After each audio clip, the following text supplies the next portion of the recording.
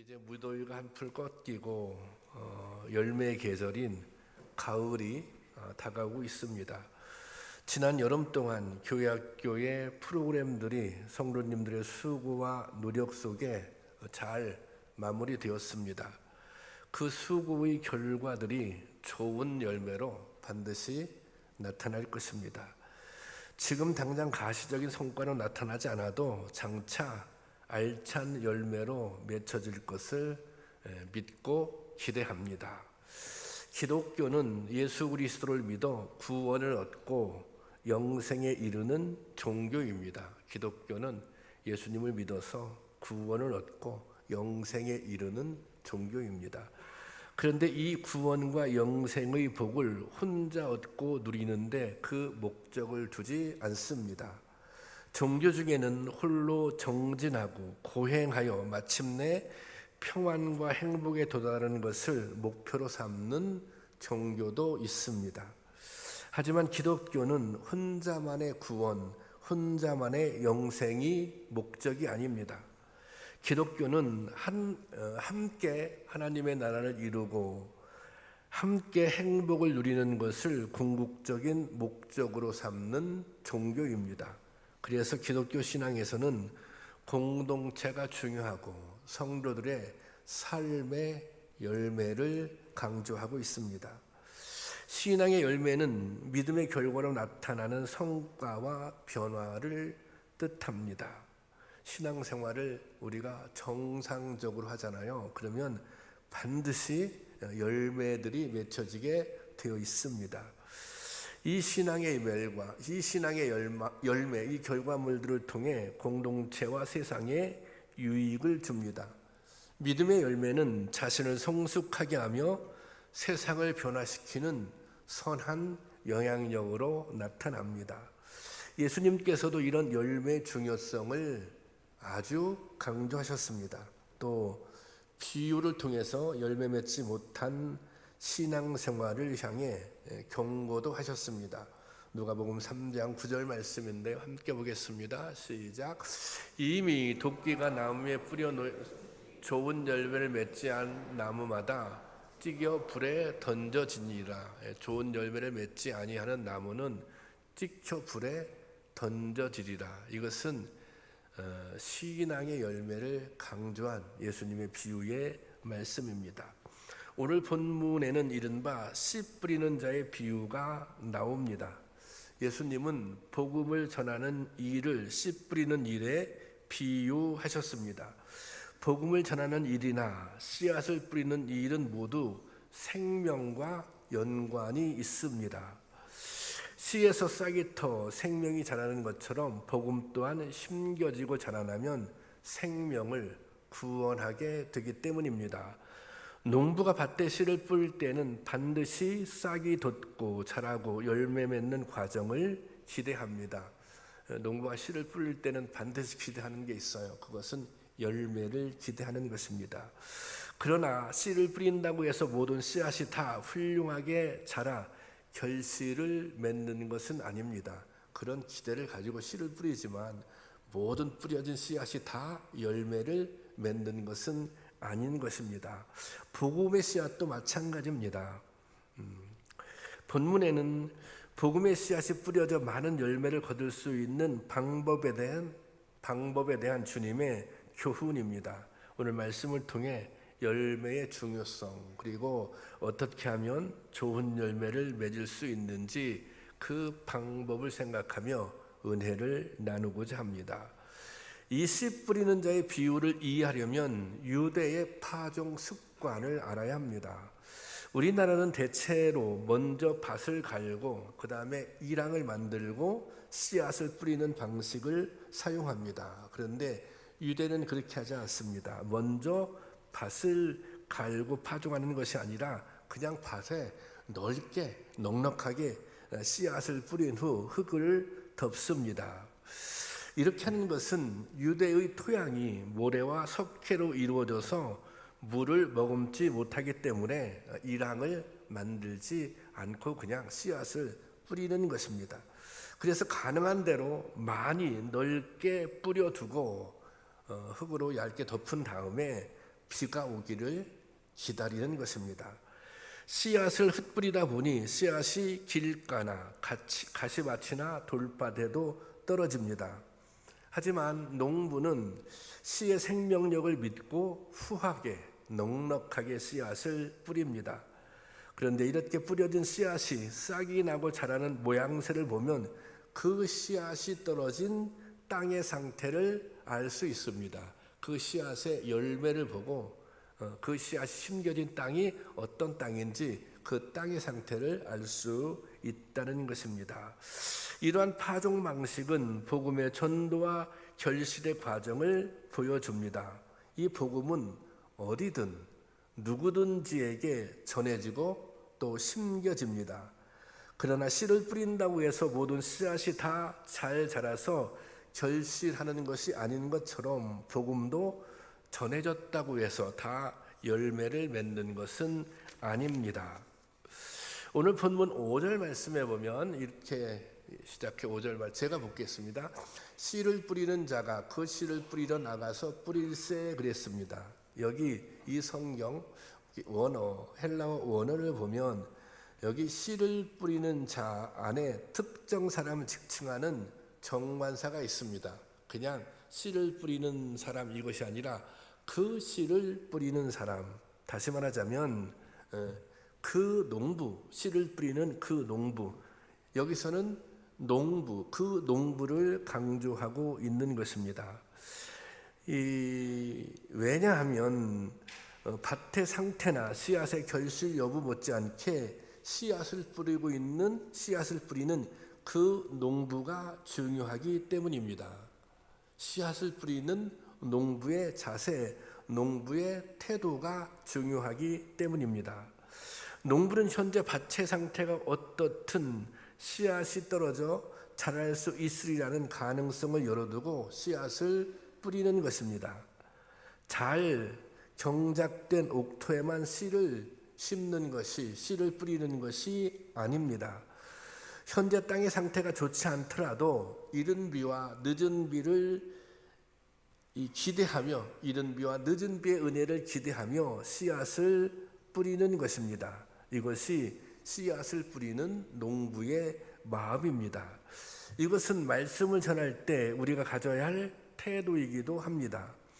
말씀을 받는 사람의 마음을 확신할 수 없어도 우리는 말씀을 전해야 하는 것입니다. 결과는 주님께 맡기고 우리는 오늘 복음의 씨앗을 뿌리지만, 오늘 우리는 말씀을 전하지만 결과는 주님께 맡기고 최선을 다해서 말씀을 전해야 하는 것입니다. 이것이 말씀을 전하는 자가 가져야 할 태도입니다. 여러분, 우리가 해야 할 일은 씨를 뿌리는 일입니다. 씨앗이 길가, 바윗, 가시떨기 같은 곳에 떨어지면 자라지 못하게 됩니다. 이처럼 복음의 씨앗도 싹트고 자라기 어려운 상황을 만나지만 농부는 씨 뿌리는 일을 포기하지 않습니다. 옥토에 떨어져 백배 결실을 맺는 것이 비록 일부일지라도 농부는 믿음과 기대를 가지고 씨를 뿌리는 것입니다. 결과에 연연하지 않고 오늘 희망을 심는 것, 오늘 복음의 씨앗을 뿌리는 것, 이것이 우리가 해야 할 일입니다. 복음을 전하고 말씀을 가르치고 수고하고 헌신하며 미래를 바라보는 것, 이것이 오늘 우리에게 주어진 씨 뿌리는 자의 사명인 것입니다. 복음을 전하고 가르치는 자의 사명인 것입니다. 여러분, 뿌리지 않으면 거둘 일도 없습니다.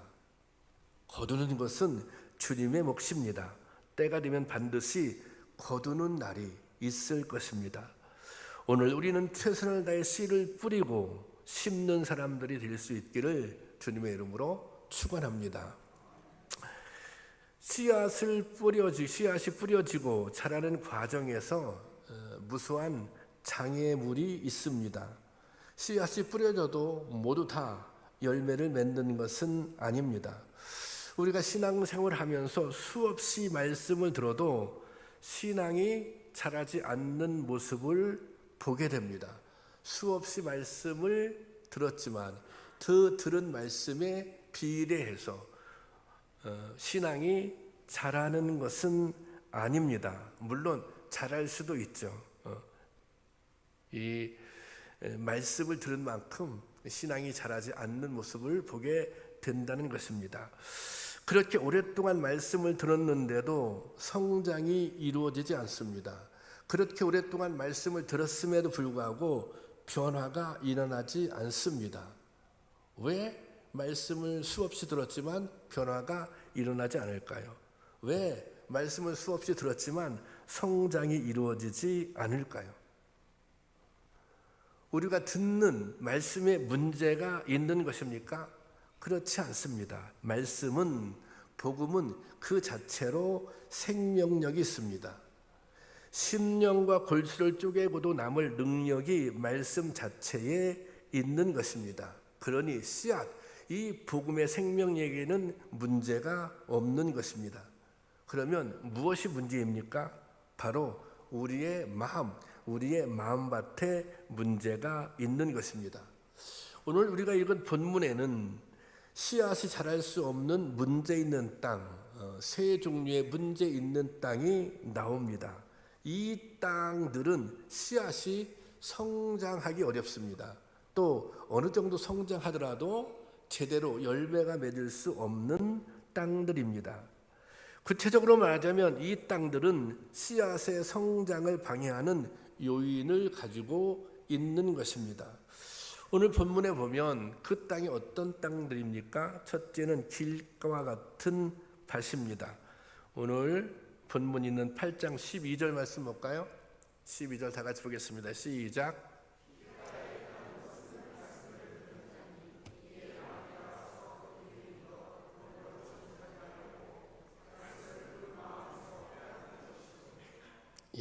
길가는 많은 사람들의 발길이 오가는 것입니다.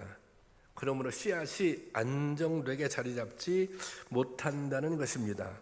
그래서 마귀의 1차적인 공격 대상이 됩니다. 무수한 사람들의 발길이 땅에 굳어져 있으므로 씨앗은 그대로 노출되고 결국 새에게 먹혀버리게 되는 것입니다. 우리가 말씀을 듣지만 굳어진 마음 때문에 말씀이 뿌리를 내리지 못하는 것입니다. 그렇다면 굳어진 마음은 무엇입니까? 예수님께서 말씀하시는 굳어진 마음은 무엇입니까? 그것은 우리가 가지고 있는 강팍함, 완고함, 자기를 내려놓지 못하는 아집 같은 것입니다. 이것이 씨앗이 뿌리 내리는 것을 방해하는 첫 번째 요소입니다. 내가 말씀을 듣지만 그 말씀이 나의 마음밭에 뿌리 내리지 못하는 이유, 그것은 내 마음이 강팍하기 때문에, 또 자기를 내려놓지 못하는 마음이 있기 때문에 복음을 받아들이지 못할 수 있다는 것입니다. 두 번째는 바위입니다. 13절 말씀 다 같이 보겠습니다. 시작. 바위 있다는 것은 말씀을 들을 때 기쁨으로 받으나 뿌리가 없어 잠깐 믿다가 시련을 당할 때에 배반하는 자요. 이 바위가 있어요. 그런데 이 바위 겉에는 흙이 덮여져 있습니다. 이 바위는 그래서 겉으로는 보이지 않아요. 왜? 흙으로 숨겨져, 흙으로 덮여져 있기 때문에. 그래서 처음에는 잘 자라는 것 같아도 작은 가뭄이나 풍랑을 만나면 말라 죽거나 휩쓸리게 된다는 것입니다. 사실 우리의 마음속에도, 우리 가운데도 이런 바위를 품고 있는 분들이 있습니다. 겉으로는 드러나지 않으니 처음에는 잘 모를 수 있습니다. 하지만 이 바위가 있는 한 말씀은 깊이 뿌리 내릴 수 없습니다. 여기서 바위는 의심, 선입견, 자기의 교만한 마음 같은 것입니다. 이런 바위야말로 우리의 신앙을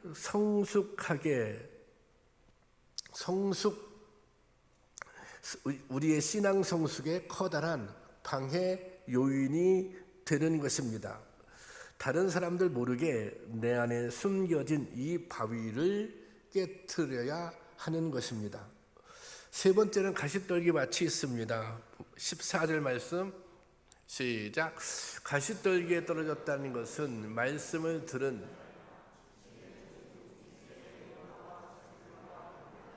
기운이 막혀 온전히 결실하지 못하는 자요.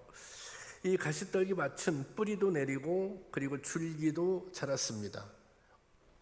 어느 정도 열매도 보이기 시작합니다. 그런데 열매가 제대로 연결지를 못하는 것입니다. 왜 그렇습니까? 가시떨기에 가려 나무도 부실하고 또 열매가 맺혀지지 않는 것은 아니지만 그 열매는 맺혀져도 부실한 열매가 맺히기 때문입니다. 예수님께서는 세상의 근심과 욕심, 쾌락의 욕구가 곧 가시떨기라고 말씀하십니다. 이 팔레스타인 지역에는 가시나무가 매우 잘 자랍니다. 마치 잡초처럼 뽑아내도 얼마 지나지 않아 번식하여 우거지게 됩니다. 그러니까 잡초를 제거해 줘야 돼요. 근데 이 잡초는 한 번 제거해서 끝나는 것이 아니라 이 잡초는 계속해서 제거해야 한다는 것입니다. 끊임없이 긴장의 끈을 놓지 않고 가시를 뽑아내지 않으면 언제든 가시밭이 되고 마는 것입니다. 우리가 세상에 나가서 신앙생활할 때 정말 강력한 유혹들이 우리를 도전합니다. 이 유혹들을 잘 이겨야 되는 거죠. 이처럼 길가나 바위 윗 가시떨기 밭은 성장을 가로막는 각종 요인의 방해를 받습니다. 이런 땅에서 씨앗이 싹 트고 자라나면 먼저 방해 요인을 제거해야 합니다. 여러분, 우리 모두는 복음의 씨앗을 받은 사람들입니다. 그런데 이 씨앗의 상태가 지금 어떤 것 같습니까? 뿌리는 잘 내리고 있는 것 같습니까? 또 이 씨앗이 잘 자라고 있습니까? 그리고 열매는 맺고 있습니까? 여러분의 마음의 밭을 한번 점검해 보시기 바랍니다. 이 말씀을 내가 받았는데 이 말씀의 씨앗이 잘 심겨지고 잘 자라서 열매를 맺고 있는지 한번 점검해 볼 수 있기를 바랍니다. 여러분에게 신앙 성장을 방해하는 요인은 무엇입니까? 여러분의 신앙 성장을 위해서 이 제거해야 할 장애물들은 무엇입니까? 마음이 굳어져 있지는 않습니까?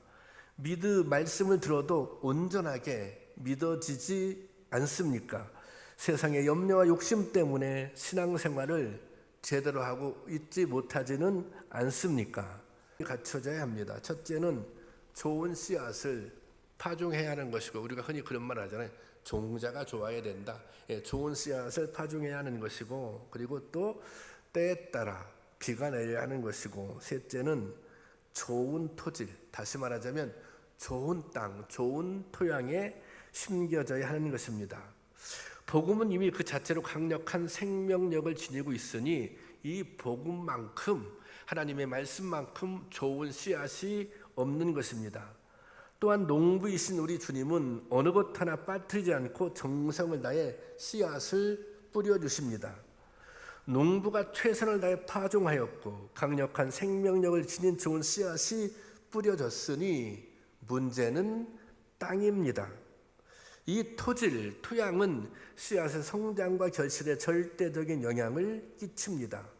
땅만 좋으면, 땅이 좋아야 얼마든지 좋은 열매를 맺을 수 있는 것입니다.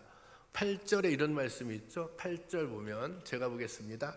더러는 좋은 땅에 떨어짐에 나서서 100배 결실을 하였느니라. 좋은 땅에 떨어지면 100배의 결실을 맺을 수 있다는 거예요. 사실 복음의 능력이라고 하는 것은 무한대이지 않습니까?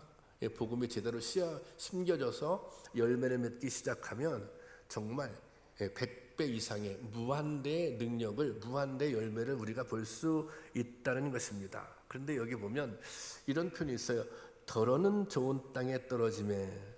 그러니까 좋은 땅에 떨어진 땅보다 오늘 본문 말씀을 봐도 좋지 않은 땅, 그러니까 여기 얘기한 이 가시돌밭, 가시떨기, 그리고 이 길가, 이런 밭에 떨어진 씨앗이 더 많다는 것입니다. 그러면 그곳에 떨어진 씨앗은 열매 맺기가 불가능합니다. 어렵습니다.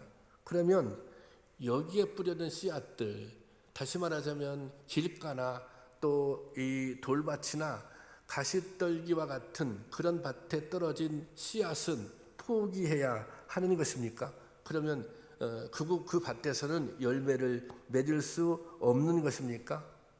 근데 그렇지 않다는 것입니다. 땅을 갈아엎고 일구어 새로운 토양으로 만들면 새로운 토양으로 바꿀 수 있다는 것입니다. 길가밭이나 돌밭, 가시덤불이 무성한 밭일지라도 옥토가 될 수 있다는 것입니다. 이것이 주님이 가르쳐 주시는 희망입니다. 밭은 새롭게 일구면 되는 것입니다. 마음의 밭은 새롭게 일구면 되는 것입니다. 그러면 그곳에서 더 좋은 열매를 맺을 수 있는 것입니다. 제가 어렸을 때 시골에서 살았는데 농사를 지었습니다. 그런데 기억해 보면 저희 집이 저희 아버지 남매가 9남매인데 아버지가 가장 맏이었어요. 그러니까 그 식구가 제가 태어나서 얼마까지는 거의 한 집에서 같이 살았던 것 같아요. 근데 그 기억이 좀 가난했습니다. 그러니까 먹거리가 좀 부족했겠죠. 그런데 이제 그 산이 있었어요. 산이 그 저희 소유의 산이 있었는데 그래서 이제 할아버지가 이런 결정을 했어요. 식량을 구하기 위해서 산을 개간한다 그러죠. 산을 일구어서 밭으로 만들자. 그래서 그때만 해도 저희 삼촌이죠. 삼촌이 넷입니다. 고모가 4명이고. 그래서 이제 삼촌하고 이제 할아버지가 그 산에 가서 이 산을 개간했던 그런 기억이 있습니다. 그런데 이게 개간하는 게 굉장히 쉽지가 않습니다. 그냥 밭을 일굴 때는 그때는 이제 소로 쟁기질을 했잖아요. 소가 그냥 쟁기를 가지고 밭에 들어가서 일구면 되잖아요. 그런데 산에는 소가 들어갈 수 없어요. 그리고 산에는 뭐가 많아요? 이 돌이 많아요. 그러니까 돌을 다 손으로 집어내야 돼요. 손으로 다 골라내야 돼요. 손으로 다 골라낸 다음에 그것을 뭐 삼택이라고 하나요? 그곳에 뭐 이렇게 넣어서 또 뭐 니아까지 옮겨가지고 그걸 다 드러내고 했거든요. 그리고 거기서 끝나는 게 아닙니다. 그 땅은 기름지지가 않잖아요. 그래서 왜 퇴비를 주는 일을 해요. 그러면 아주 제가 어린 기억에도 냄새가 진동했던 그런 기억이 있습니다. 제가 지금도 이제 시골에 저기 선산이 있는데 이제 그곳에 가면 이 밭이 있습니다. 이 밭이 지금은 작은 아버님이 거기서 살고 계셔서 거기서 농사를 짓고 있는데 그 밭을 볼 때마다 그런 기억이 있어요. 야, 그때 이 밭을 이 산을 이 밭으로 개간하느라고 정말 힘들었었는데 정말 고생했었는데 그 기억이 갈 때마다 그 기억이 나더라고요. 근데 제가 이 목회를 하면서 그런 깨달음이 있어요. 이게 무슨 돌밭을 갈아서 없는 개간하는 것도 힘들지만 사람의 마음밭을 갈아엎는 것도 어렵다는 것입니다. 여러분, 사람의 마음밭, 우리의 마음이 경팍해져 있다면 그 경팍한 마음의 밭을 갈아엎는 것도 이게 참 어렵다는 것입니다. 제가 그런 생각을 해요. 여러분들이 말씀을 받으면서 이런 생각, 내가 은혜를 받아야 되겠다. 내가 정말 말씀을 잘 받아들이고 내가 이 믿음의 열매를, 내 신앙의 열매를 맺어야겠다. 이런 강력한 그런 이 갈망이 있으면 이게 가능해요. 그렇지만 그런 갈망이 없으면 이 마음밭을 개간하기가 어려운 것입니다. 시간이 많이 걸리는 경우도 있어요. 기도와 관심 또 사랑이 쌓이고 채워져야 또 이런 척박한 심령이 일구어지고 좋은 땅으로 만들어지기도 합니다. 저도 목회를 하면서 성도님들 많이 만나잖아요. 이 성도님들의 심령을 옥토와 같이 만들어야 하겠다. 열심히 애쓰고 노력해서 성공한 경우도 있어요. 그렇지만 실패한 경우도 지금도 그 결과를 보지 못하는 부분도 있죠. 사실 그런 생각을 해요. 무엇보다 중요한 것, 우리의 심령을 바꾸는, 우리의 심령을 옥토와 같이 바꾸는 무엇보다 중요한 것은 성령이 역사해야 한다고 하는 것입니다. 이 성령이 역사할 때 우리의 밭이, 마음밭이 옥토와 같이 일굴 수 있다는 것입니다. 오늘 우리가 우리 자신과 복음을 듣는 사람, 우리 미래 세대를 위해 끊임없이 애쓰고 힘써야 할 일이 바로 마음밭을 개간하는 일입니다. 그럴 수 있는 노력, 그럴 수 있는 은혜가 있기를 바랍니다. 그러면 어떤 땅이 좋은 땅입니까? 오늘 15절 말씀 보면 15절 말씀 제가 볼게요. 좋은 땅이 있다는 것은 착하고 좋은 마음으로 말씀을 듣고 지키어 인내로 결신하는 자니라. 여기 좋은 땅에 있다는 것은 그 다음 보세요. 착하고 좋은 마음으로 말씀을 듣고 그렇게 기록하고 있습니다. 좋은 말씀으로 말씀을 들어야 된다는 거야. 그래야 좋은 땅이 된다는 것입니다. 그러니까 어떤 자세로 말씀을 듣느냐가 중요합니다. 제가 자주 말씀이 선포되면 그 말씀이 나에게 주신 말씀으로 받아들여야 된다. 그런 말씀을 종종 드리고 하는데요. 제가 설교를 하고 난 다음에 더러 이런 이야기를 들을 때가 있습니다. 목사님이 나를 향해서 표적 설교를 했다. 나를 표적으로 삼아서 설교를 했다는 거예요. 뭔가 자신이 가지고 있는 문제나 단점들을 설교를 통해서 지적한다는 것입니다. 그래서 그것이 상처가 되었다. 그렇게 말씀하시는 분도 있어요. 근데 가만히 생각해 보면 스스로, 다른 사람은 아무도 몰라요. 스스로 저거 나를 표적 삼아 말씀을 전하는 것 같은데, 그러면 그런 문제가 사실은 나한테, 자신에게 있다고 하는 것을 스스로 인정하는 것 아니겠습니까? 그래서 어떤 의미에서 그런 생각이 들어요. 나를 표적으로 삼아 말씀이 선포된다면 이것은 오히려 더 좋은 일이다. 오히려 말씀을 통해 자신을 더 돌아볼 수 있으니, 그리고 그 말씀을 듣고 그것이 나의 문제라면, 그것이 나의 부족한 점이라면 고치면 되지 않습니까? 그래서 정말 이런 생각이 들어요. 어떤 의미에서 강단에서 선포되는 모든 말씀이 나를 표적 삼아 선포되는 말씀이다. 제가 설교하는 이 강단에서 선포되는 이 모든 말씀이 나를 표적 삼아 선포하는 말씀이다. 그런데 제가 여러분들을 표적 삼아 설교하는 것입니까? 그것이 아니지 않습니까? 하나님께서 나를 표적 삼아 설교하시는 말씀이다. 그래서 내가 때로는 위로의 말씀으로, 때로는 소망의 말씀으로, 때로는 권면의 말씀으로, 때로는 책망의 말씀으로 듣는 것입니다. 여러분, 내가 말씀을 들을 때, 또 말씀을 읽을 때 이 말씀은 정말 나에게 주시는 말씀이다. 그런 마음으로 말씀을 받을 수 있기를 바랍니다. 그래야 좋은 마음의 밭을 만들 수 있는 것입니다. 그리고 그 다음에 보면 말씀을 듣고 이렇게 기록되어 있어요.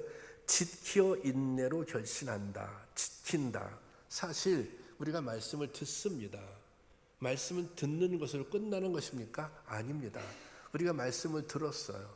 말씀을 듣고 깨달았어요. 은혜를 받았어요. 그러면 그것은 무언가 그 말씀대로 사는 것, 그 말씀대로 실천하는 것, 그 말씀을 내 삶 속에 적용하는 데까지 의미하는 것입니다.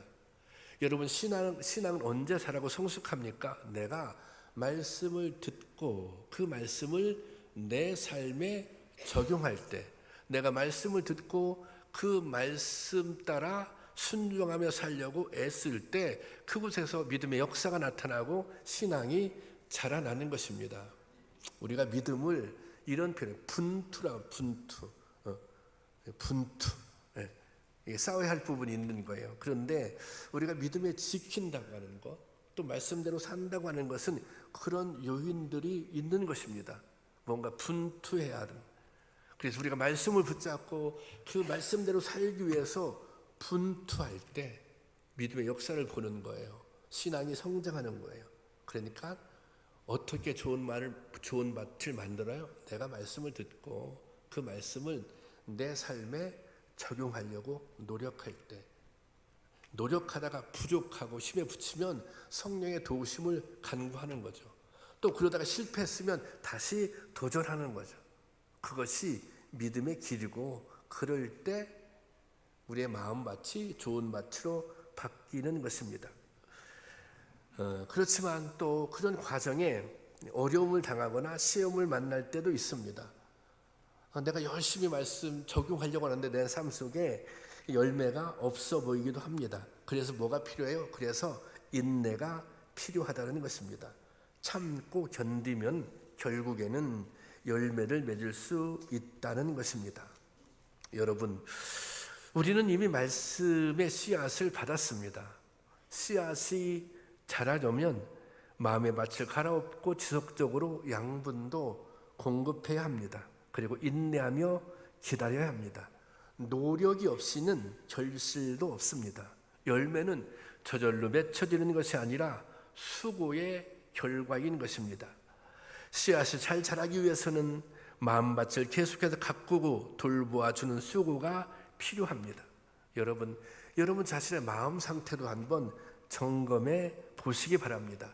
내가 믿음의 열매를 맺고 있지 못하다면 나의 마음의 밭의 상태는 어떤 상태인가? 나에게 재발 요인들은 어떤 요인들이 있는가? 그래서 내 마음의 밭을 새롭게 갈아엎는 수고가 있기를 바랍니다. 그러면 마침내 때가 이를 때 100배 그 이상의 결실을 맺게 될 줄로 믿습니다.